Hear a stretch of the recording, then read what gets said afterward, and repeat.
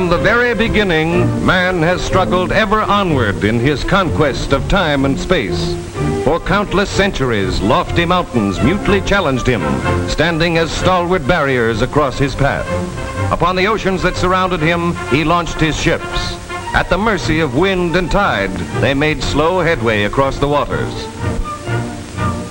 Over the lowlands, the wilderness of desert and green valleys, he plodded his weary way, earthbound in the conquest of time and space.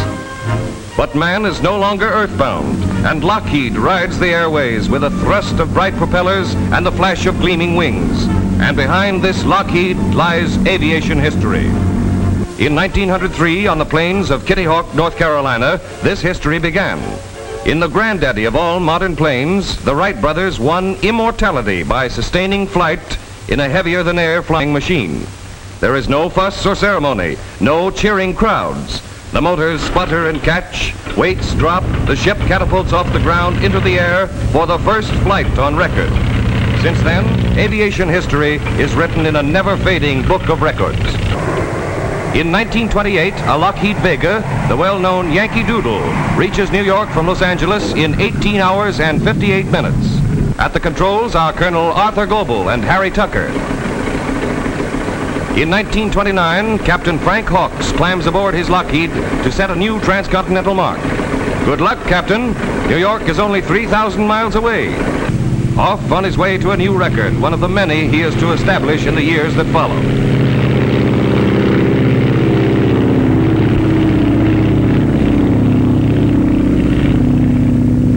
Into the cockpit of his Lockheed Sirius climbs Colonel Charles Lindbergh. Mrs. Lindbergh is with him. Flying together, as always, they are heading from Washington, D.C., across the Bering Sea to Japan. A perfect landing after almost half the world has rolled by beneath their wings. Cheers and waving flags as Tokyo greets them. That same year, 1931, Ruth Nichols lands her Lockheed Vega after establishing a new feminine altitude record of 28,743 feet. Nice going, Miss Nichols. 1933, a famous Lockheed, the Winnie Mae, carrying a famous flyer, comes home from a solo flight around the world. What an achievement for Wiley Post. First man to fly around the world alone, and first to fly around the world twice, both times in a Lockheed. Colonel and Mrs. Lindbergh are starting on another and perhaps their greatest journey. A 29,000-mile survey flight from New York to Labrador, Greenland, Iceland, Europe, the Azores, Africa, Brazil, and return to New York. 1934 finds Sir Charles Kingsford Smith, together with Captain P.G. Taylor, completing a 7,000-mile trip from Australia to Oakland, California. It is the first crossing of the Pacific from west to east, and Sir Charles, in his Lockheed Altair, the Lady Southern Cross, has made it in less than 55 hours. This great flyer and great plane certainly deserve congratulations. In 1935, Amelia Earhart flies her Lockheed from Honolulu to Oakland. She is the first woman to make a solo flight over the Pacific, covering the distance in 18 hours, 16 minutes. The crowd hails her for an outstanding performance.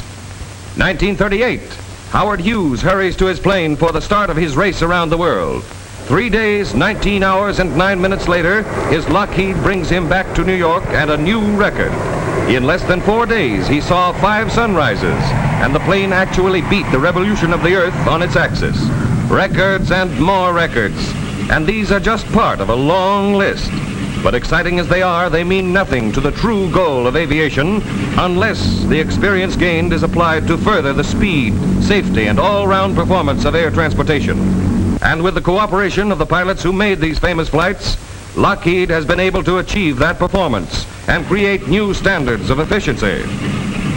That was true in the development of this Electra, which was Lockheed's first all-metal bimotor transport. It made history on the air lanes of the world, and every subsequent model has lived up to its tradition. Here is the 12. It is a smaller ship, accommodating 6 passengers and answering the proven need for a plane that can combine economy with the performance of a large airliner. This Lodestar is a luxury transport.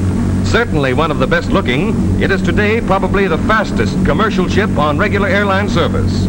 And for the convenience of all customers, service and parts depots have been established throughout the world to maintain the peak performance of Lockheed's vast fleet. And in all corners of the globe, 24 hours of every day, these ships fly the airways in routine flight, confidently accomplishing the jobs for which they were built. The conquerors of time and space. Lockheed over North America.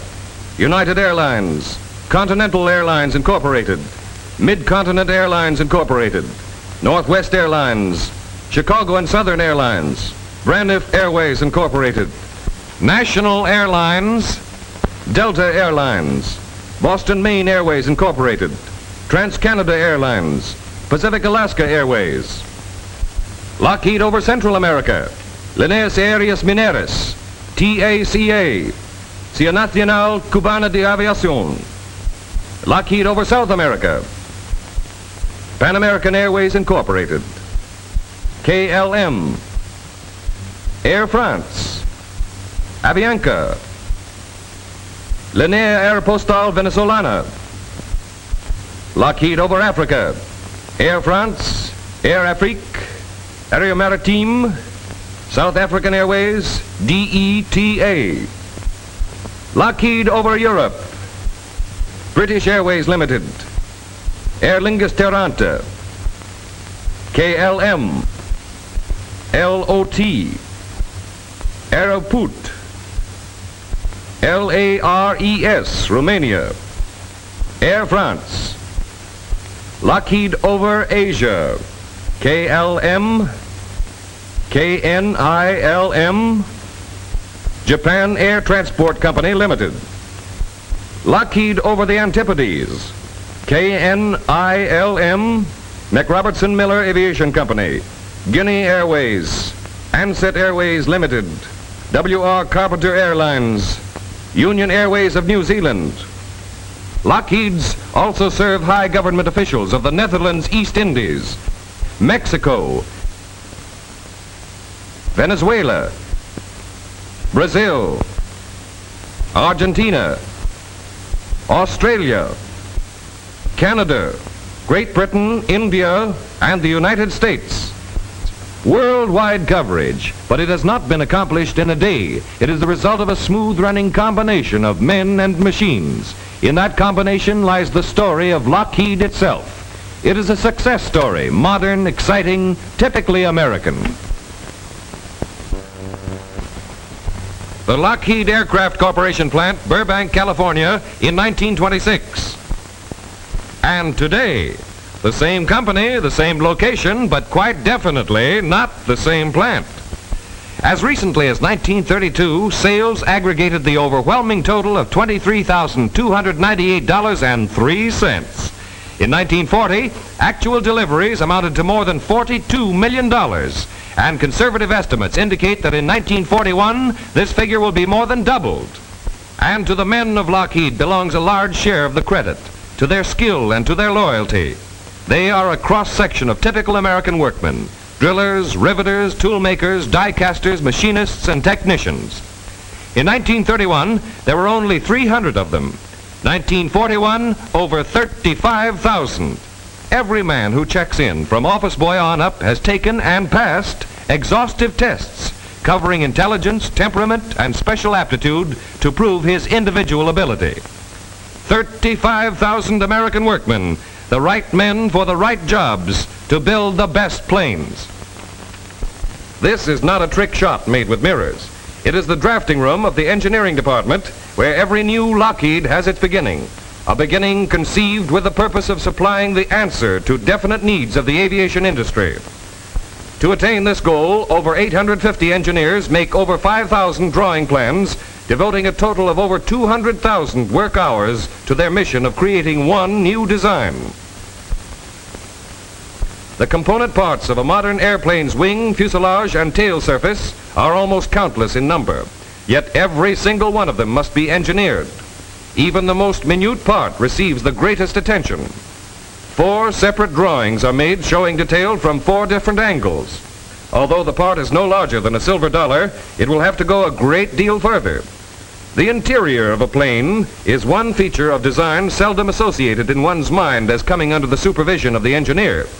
Yet one of his most important jobs is to provide utter comfort for passengers traveling through the air at high speeds. The Lodestar's cabin has been designed for this comfort. Inside, the sound of powerful motors is reduced to a pleasant hum by scientific soundproofing and vibration control. Restful chairs, ample space, and headroom are results of thoughtful planning, and all Lockheeds are especially adaptable to the requirements of private owners. For businessmen to whom time means money, the Lodestar is convertible into a convenient and dependable office in the sky.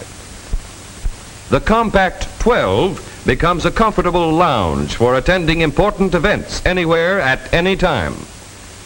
The cabin of Lockheed's new four-motor transport, the Excalibur, will look very much like this. Although the plane is still under construction, the engineers have built an exact replica, known as a mock-up, out of wood. In this way, every possible detail of passenger comfort can be effectively predetermined and applied. But the ideas and plans that this man and the hundreds like him put into execution are not only those of Lockheed's chief engineers, but those of the entire flying world. For the Market Research Division maintains close contact with the operative branch of the industry. The staff compiles lists of important features relating to a plane's design. These findings are set up in the form of questionnaires.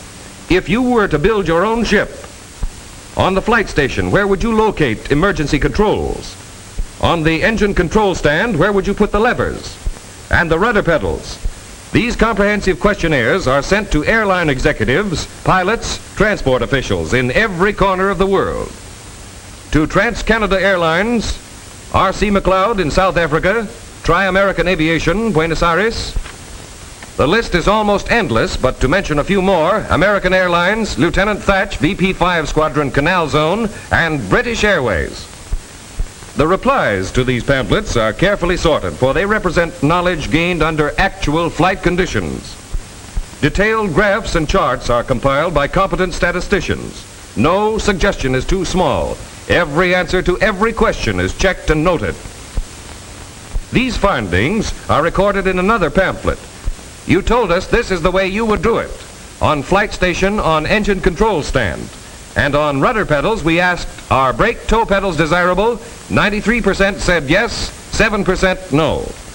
That verdict is submitted by men whose combined opinions represent the experience of over 16 million hours of flying. These practical viewpoints, as gathered by market research, are submitted to the engineers. They combine these ideas together with their own creative ability in the conception and building of every new Lockheed plane.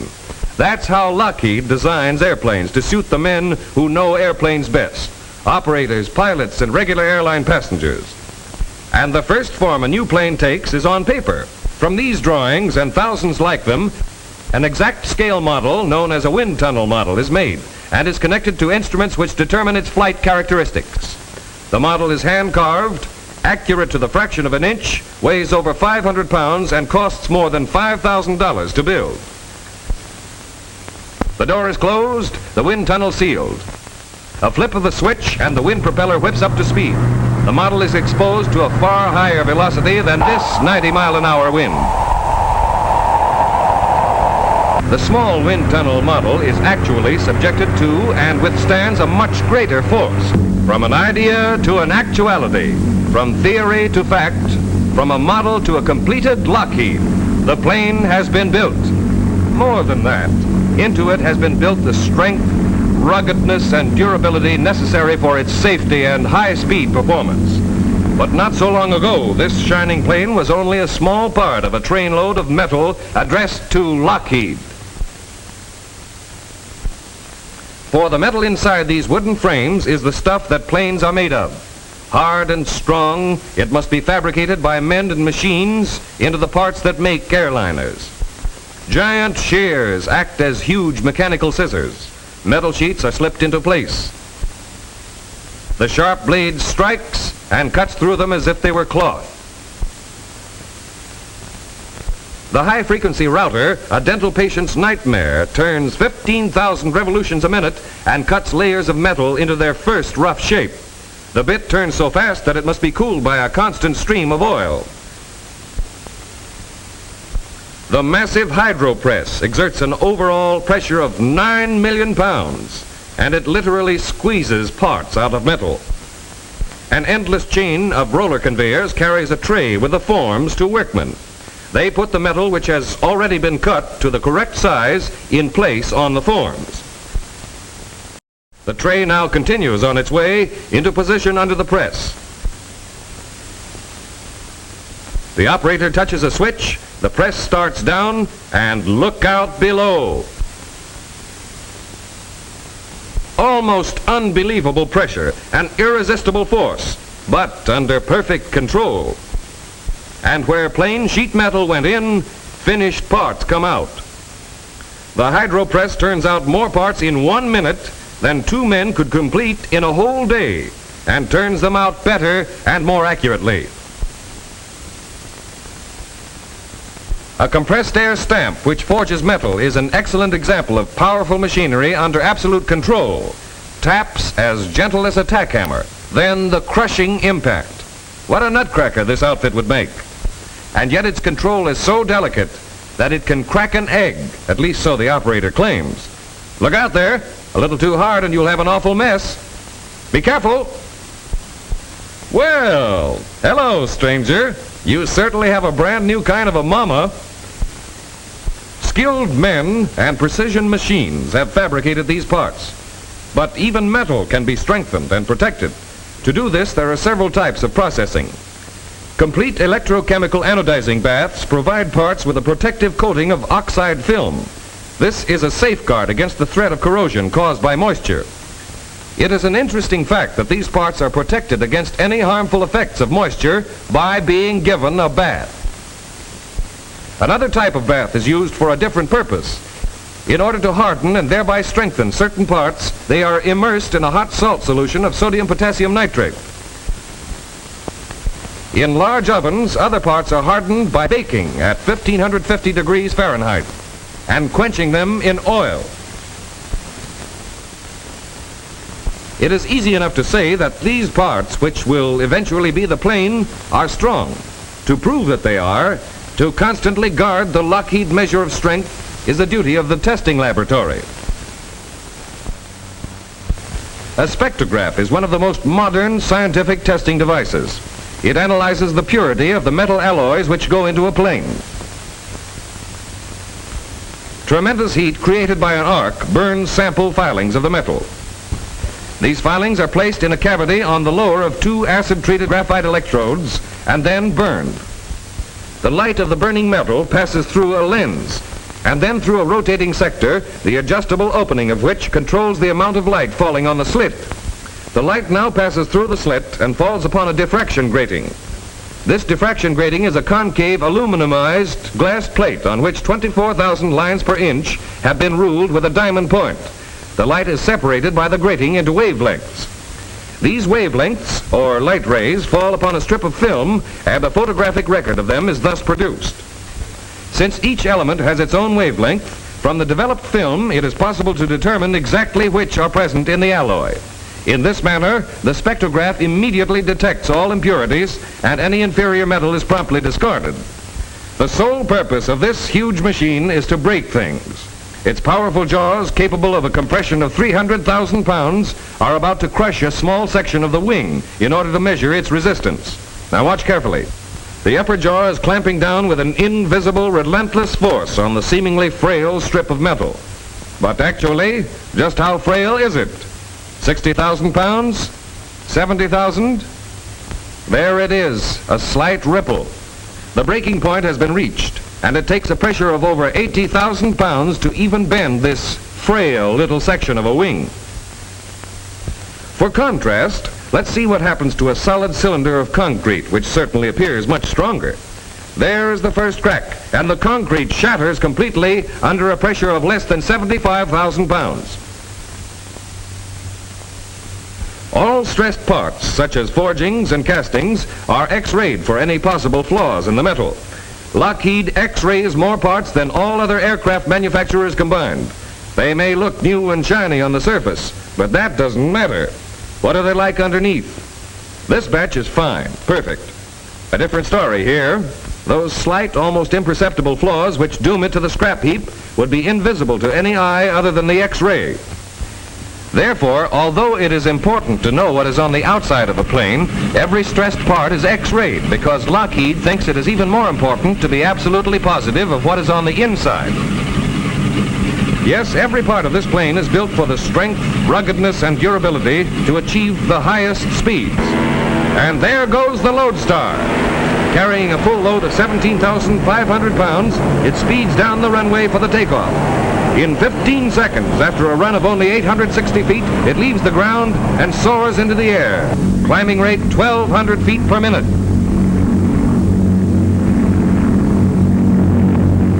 And while the plane is in flight, the dials and indicators on the panel are the guides by which a pilot flies. Over a half a mile of wire connects them with the controlling instruments, which must be infinitely accurate before they are installed.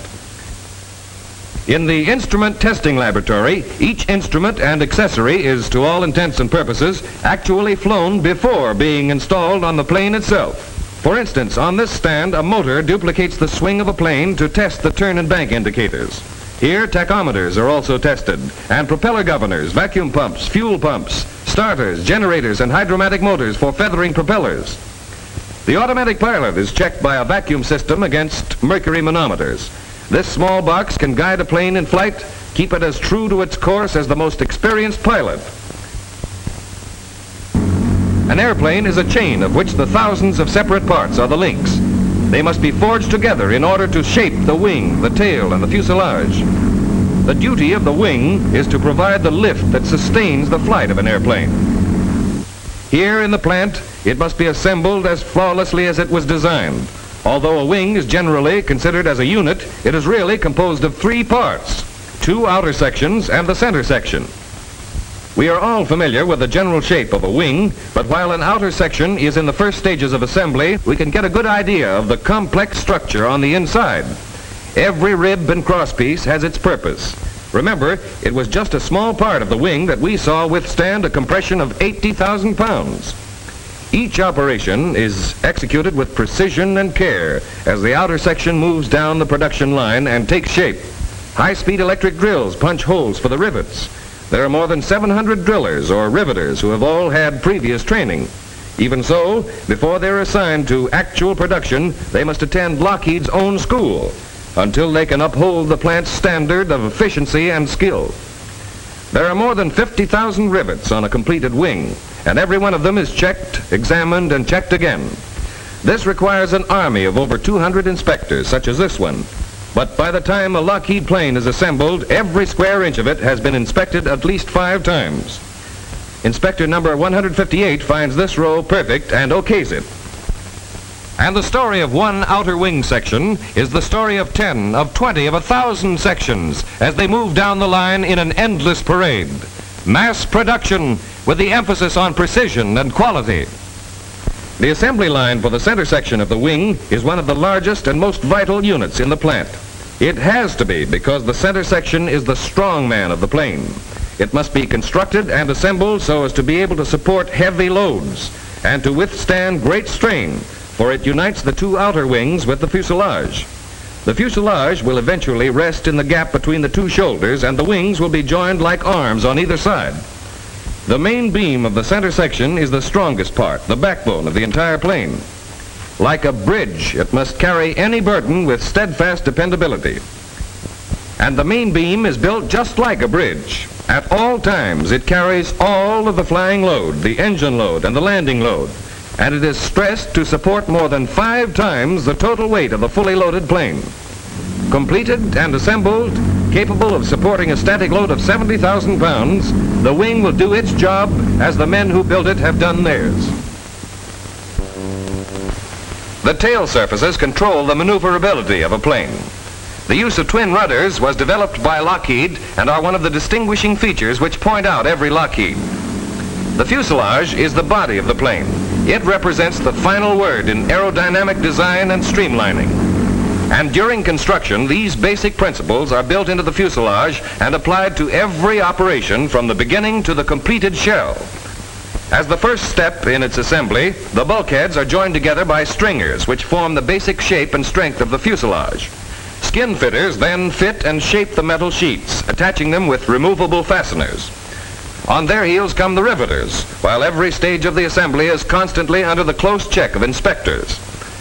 Assembling with electric continuous spot welders facilitates production and gives many fuselage parts an extra smoothness for better streamlining.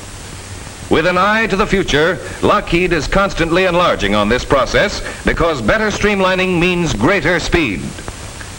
And so another fuselage is finished and ready for mating with the wing. Like a ship being launched, it moves slowly down the ways. Slowly now, yes, but for just a little while longer. Soon sunlight will be glinting from its metal sides. Its nose will point upwind. In the comfort of its cabin, passengers will read or write or sleep or think after their own fashion, and beneath it, the lakes, rivers, and valleys of the countryside will unfold. Slowly still, the fuselage is lowered into place, united with the wing, and now, slow no longer. Speed on the water. Speed on the snow. Speed on wheels. On rails. Speed on wings. There is truth in the slogan that it takes a Lockheed to beat a Lockheed. And as the plane approaches the field, it slows down for the landing. The Fowler Flap has been adopted and developed by Lockheed. The flap gives a greater lift to the wing and provides a brake action to reduce the speed. The plane lands at 65 miles an hour, and from a height of 50 feet, it can come to a complete stop in less than 600 yards. This Lockheed Lodestar, with its safety, its comfort, and its great speed, typifies the ideals of aviation in America. To protect these ideals, Lockheed is contributing its share toward national defense and the defense of democracy in other parts of the world. These B-14 bombers, better known as the Lockheed Hudson bombers, are rolling off the production line at an ever-increasing rate. They have been ordered in great quantities by Great Britain and Australia. When ready for delivery by boat, the Hudson bombers are dismantled. The sleek fuselages are carefully encased in canvas, and the wings, already stowed away below deck, are crated in wooden frames for safe shipment. When the planes reach their destination, they are easily reassembled and soon ready to take their places in the staunch defense of the British Empire. And while these planes start on their long journey by water, others are being given their final test flights for the tough job ahead. And still more are winging their way directly toward Canada.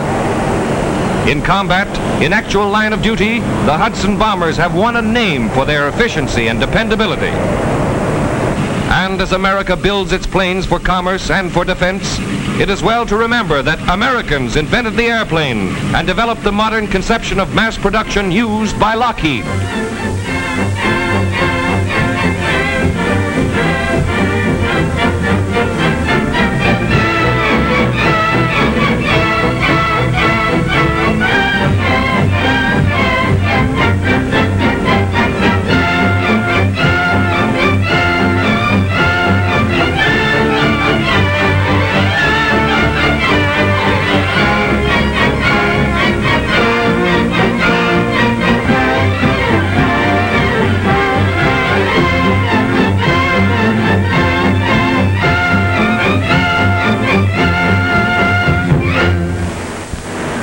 And out of the vast production line come Lockheed's, the 212, the Electra, the 12, the Hudson bomber, the Lodestar, and now Lockheed's answer to the challenge of our times, the Interceptor Pursuit P-38. It has been developed solely for national defense, and Army officials consider it the fastest military plane in the world today. The P-38, a man-made comet. The P-38 is a completely new development in conception and design. The purpose of this deadly single-seater fighter is to prevent any would-be attacker from reaching his objective. Lockheed is building vast quantities for the United States Army, and many of its features are closely guarded military secrets. But it can be revealed that the P-38 will climb a mile in a minute, and its motors are so quiet that it can approach any target almost without warning. And as wings soar higher above America, so are soaring the hopes of free men the world over. For they know that whether it be for commerce or defense, ship for ship, American planes have no equal. And just as Lockheed commercial transports serve the people, so do the Lockheed military planes stand ready to serve should the need arise. The striking power of Hudson bombers, the speed of the P-38,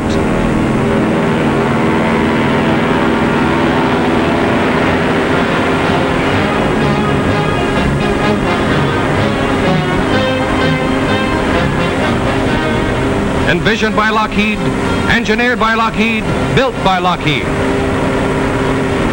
Wings of eagles for the protection of our country. Wings of progress for the prosperity of our people, today and tomorrow.